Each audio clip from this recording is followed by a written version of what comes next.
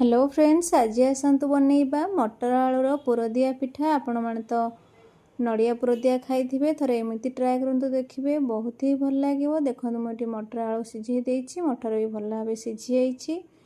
एबे हम मसला प्रस्तुत करदबा। अदा रसुण सुखला लंका टमाटो पियाज को भल भाव मिक्स करदबा। गोटे कढ़े तेल दबा, तेल गरम होला परे जीरा देदबा। जीरा फुटीगला परे आमे सबू मसला को देदबा। मसला आमे ए कषिया छाड़ीदबा। एपटे मटर सब आलू काढ़ी तार आम भल भाव चोपा छड़ाईदबा। लुण हलदी दे मसला को पूरा सुखला सुखला कषला भाया करवा। देखुवे ये मसला आमर सीझी सीझी आसलानी। एबे आमे मटर आलू को दे भल भाव एमती दाबीदबा। देखुवे एकदम सुखिला ही करवा। एबे आम रेडी हो जाइछि कषा। लास्ट आम धनिया पत्र देदबा। मुझे अरुआ चाउल जंती देती, देखुवे एमती गोल गोल करे तापर नड़िया पुर पिठा भाया ही पूरा एमती हम। मटर आलू भल भाव पुर देदबा।